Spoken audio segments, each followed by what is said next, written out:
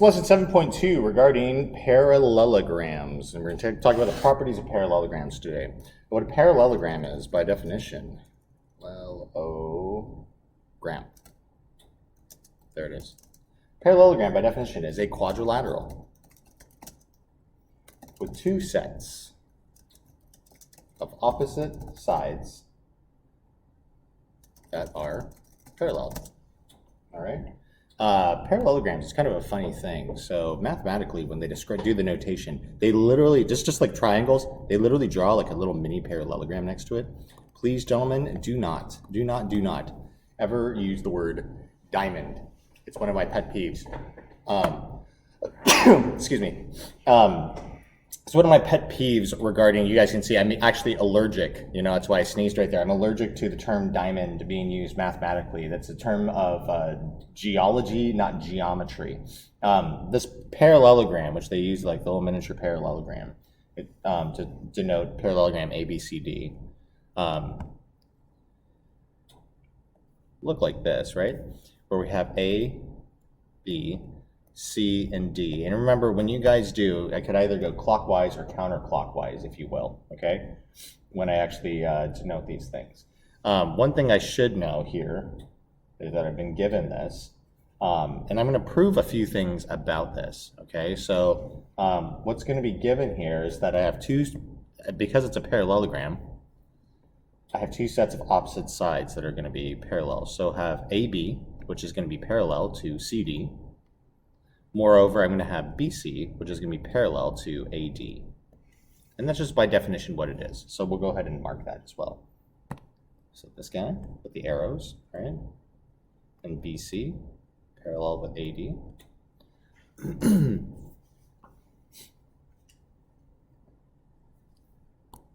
All right. So I'm going to do a little proof here, which my given is the parallelogram, and that this is a parallelogram, so therefore these things have to be true about it. So then what we're going to prove is a little bit of information about the sides opposite, okay? And this is our theorem. Sorry, the angles opposite. Angle A is going to be congruent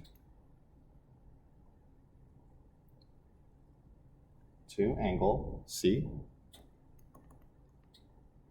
And then we're going to have also angle B congruent to angle D.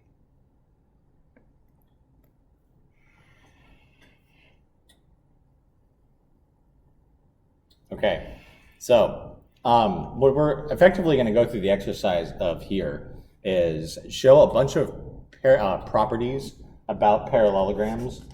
Given its definition, there's a number of things that we can deduce to be true. So as we do our two-column proof here, we'll start first with this guy, just that we have a parallelogram in the first place. And of course, that's just restating our given. As we move on here, next, I'm going to make sure we establish in the proof, right, what we wrote up above, which is the two sets of opposite sides. And that's just the definition of the parallelogram. Because that's all we get from the definition, right? We can deduce other things, so we'll have other theorems that are going to be true because of it, but and we won't have to live through those proofs every single time, but all we know is that we have two sets of opposite sides, okay? So, I have the following. I have angle A. And angle A is going to have a relationship with angle D. What is it? Well, it's supplementary. Why? Well, because it's a consecutive interior angle. Of course it is, right? These are parallel lines, AB and DC, and AD acts as a transversal. So of course that guy's going to be consecutive, therefore that those guys are going to be, and I don't need to be more specific than angle A and angle D, right? It's not ambiguous in this case. I don't have to say DAB or anything like that. I can just say A and D, right? Moreover, think about all the other ones that are going to be supplementary. Like think about angle A is going to be supplementary also, because again, these guys right here, these are your parallels. So AB right here is going to be your transversal. So A and B are going to be supplementary for the same reason. And even angle D, since it's supplementary, it's going to, already to A, it's also going to be supplementary to angle C. So we're actually done with the proof, okay? There's another way to go about this, but we're actually done with the proof, which is that we have angle A congruent to angle C. And we have angle B, which is going to be congruent to angle D. So these are the opposite angles in a parallelogram. And think about the reason why this would be the case. Remember, it was that supplementary, that congruent supplements theorem. It was this: if we had two angles supplementary to the same angle, then what it meant was that the angles were congruent. The logic, if you guys recall, was kind of like the transitive property. But we've utilized this reasoning. This is actually one of our theorems from the first semester, okay? A lot of stuff comes out of this, all right? A lot of stuff comes. Like, for example, we have our opposite angles are going to be congruent. Now watch this. I'm going to go ahead and just create a diagonal here. Guess what? I have two sets of,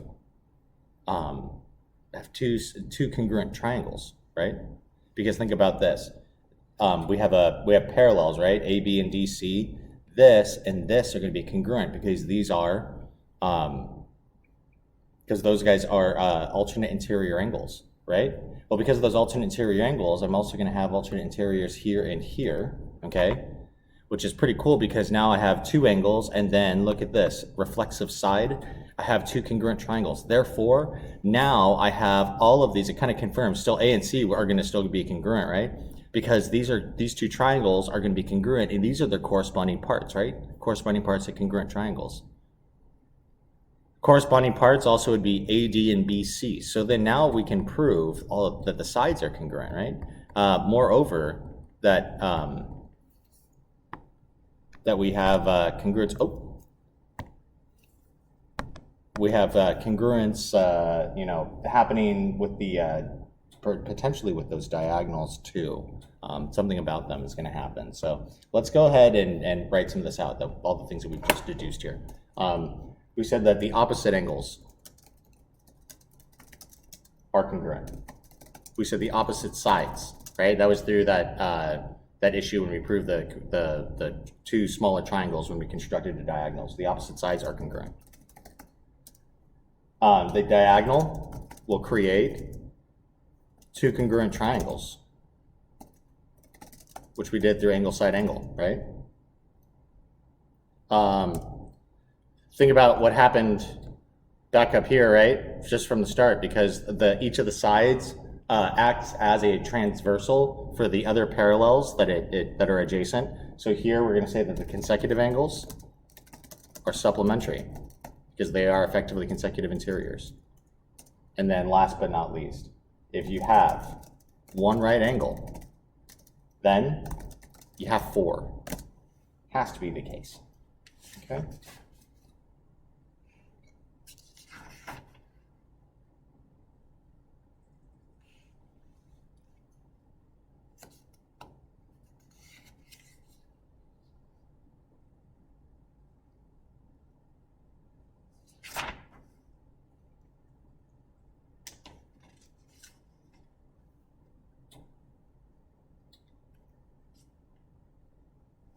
All right, so next set of problems. These should be pretty straightforward for you guys.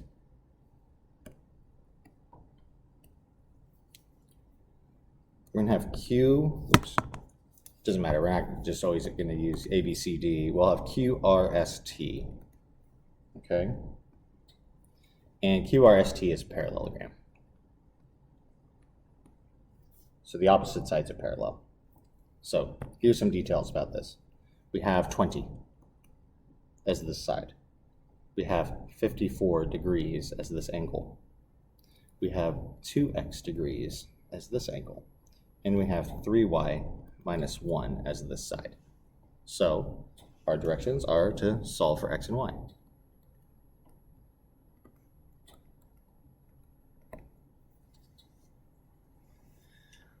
It's pretty straightforward here, right? Because we know that the opposite sides are congruent, and we know that the opposite angles are congruent. It's just exactly what we just proved. So this should be pretty straightforward for us. We know that this guy is equal to this guy. So let's go ahead and set that up to solve for x. 2x is equal to 54. We divide both sides by 2. And of course, as you are using your calculator right now, you know that 54 divided by 2 is 27. All right, and then we have the other guy, 3y minus 1 is equal to, right? These are opposite sides. Not only are they parallel, but they're also congruent. So it's equal to 20. So plus 1 to both sides. 3y is equal to 21. And of course, 21 divided by 3 is 7. Okay. Let's keep moving right along.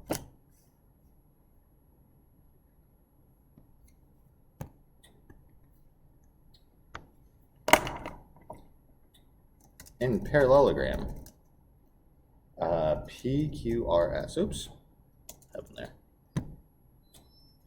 PQRS. The measure of angle P is 4 times the measure of angle Q. And we're going to find the measure of angle P. That's all we're given. We're not given a diagram, right? Not at all. But think about what we found here. Remember, these guys are going to be supplements of each other, correct? Because think about how this is written. PQ are going to be adjacent angles. So these consecutive or adjacent angles are going to be supplements. Why? Because they're consecutive interiors, effectively.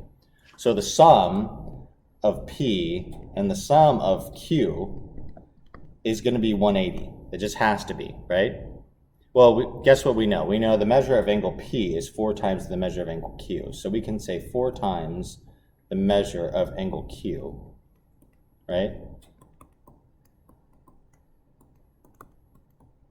If we just substitute right here, all right? 4 times the measure of Q plus the measure of Q is 5 times the measure of angle Q. And of course, we're going to just divide right there. And that's going to be the measure of angle Q, which is 36, okay? Now, that's not our answer. We need to find the measure of angle P. Well, P, go back here, it's this. So we have the measure of angle P. Its relationship is that if you add Q to it, which in this case we can, it's going to be 36 when we substitute, and that's going to be equal to 180. So when we take the difference, the measure of angle P, when we have 180 minus 36, is 144, and that's your answer. We don't have to draw a single thing there, okay?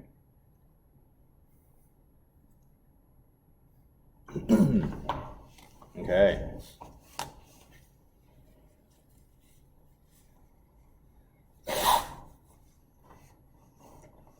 Next.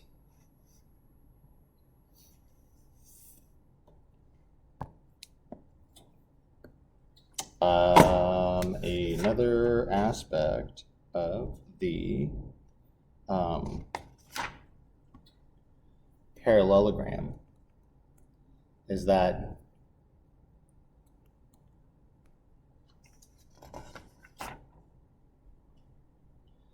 the diagonals of a parallelogram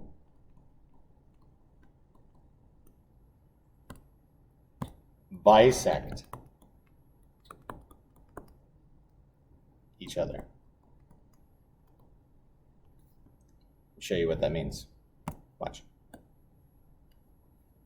So we have A, B, C, D.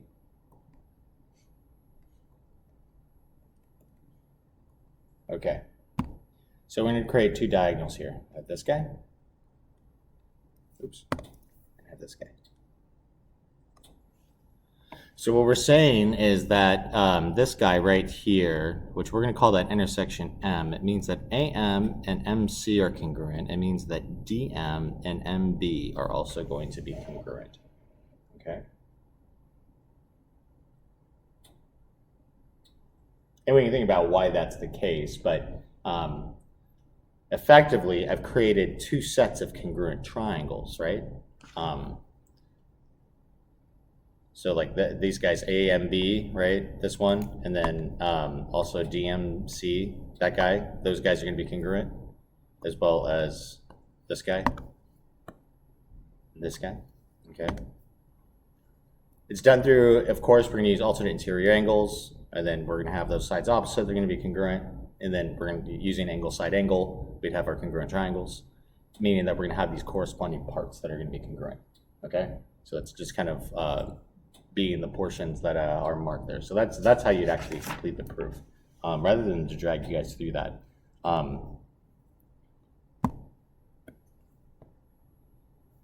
We're going to utilize this to solve a problem. Here we go. We're going to find the coordinates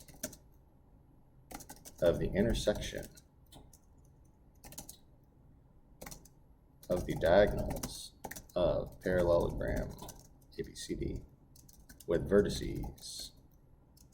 A is 1, 0, B is 6, 0, C is 5, 3, and D is 0, 3.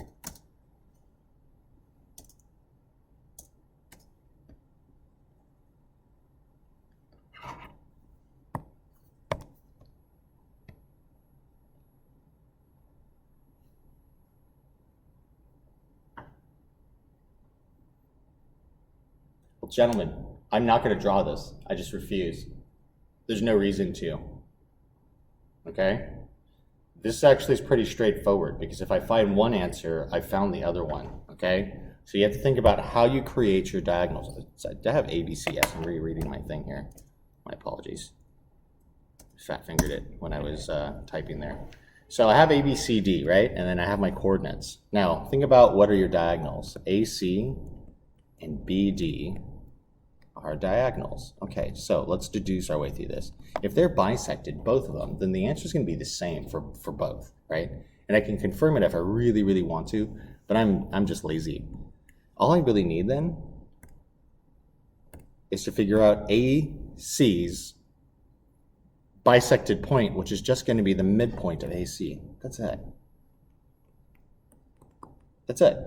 And then I'm going to know what that intersection is, because whatever the midpoint of AC is, it will also be that for BD. And I'll prove it to you that it's the case, but I only need you really to solve for the midpoint of AC, right? Which is going to be 1 plus 5 over 2, right? It's the sum of the x's divided by 2. And then 0 plus 3 over 2, okay? Which of course is going to be 6 over 2, which is 3, and then 3 over 2, which is just 3 over 2. And that's your answer. There it is. We're done. Now, if you really wanted to, and I'm going to do this part in red, you really don't have to, right? BD, if I did the midpoint, is going to be 6 plus 0 over 2. And then it's going to be 0 plus 3 over 2, right? And of course, that's going to just lead to being 6 over 2 is 3, 3 over 2, right? It's the same exact thing, right? So it's kind of nice. We don't have to do that entire thing. We're done just after that one quick midpoint calculation.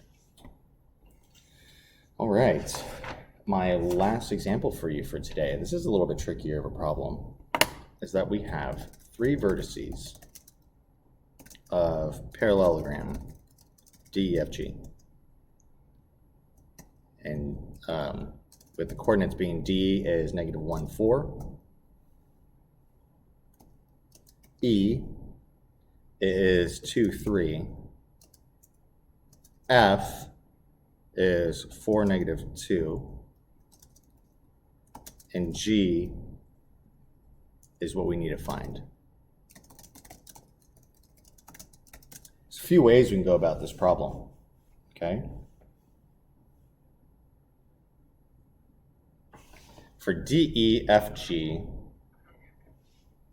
and this is I think the best way to go about this is that we're going to utilize, we do have to be a little bit, we actually have to sketch this guy. It helps. Just give us some sense about what we're doing here. And there's a way to do this deductively, but you know, without this little graph, but it's okay. We're gonna go ahead and give ourselves some sense about what's going on here. So here's D. Then we have E, which is 2, 3. We have F, which is 4, -2, 3, 4, -2.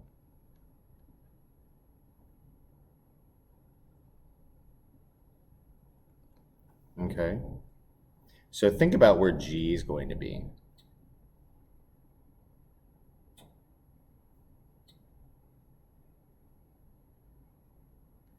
G has to be like somewhere over here, right? Or maybe even like over here to be able to make my my parallelogram, because I can't make the parallelogram like somewhere sketched over here. It's going to have to be sketched like this, right? So it's going to be somewhere maybe even near the origin, okay? So we have to figure out what that is. Well, here's the deal. If we figured out what our slope is, okay? For example, if we know the slope of EF, we could use that as directions to figure out the way down from D and to the right, right? So with our rise over run to get to G. So we're going to find the slope of EF. That's my strategy here. When I find that slope, right, and that's going to be -2 minus 3 over 4 minus 2, I have the expectation at this point in the course, we've been through this course now for over 6 months together, I have that expectation that that slope formula is pretty automatic. It has to be, right? It was one of those things where this was, if you recall, this was like one of the major questions in one of your first quizzes, and is now just like a step in a problem that we solve now, okay? So, so we have EF, so it's the y sub 2 minus y sub 1 over x sub 2 minus x sub 1, and I have -5 over 2, and that's my slope, which is fine, because if I take D, right, and what I'm going to do is I'm going to go and apply these guys, because this guy's a change in y, and this guy's a change in x, okay? What I'm going to do is I'm going to say, well, for D, which is -1, 4, my change in y, I have to go down 5. So I'm going to have to subtract 5 from y. And then I'm going to go right 2 for x. So my difference here is going to be 1, -1. Gentlemen, this right here is the point G. Okay? Remember, change in y, change in x.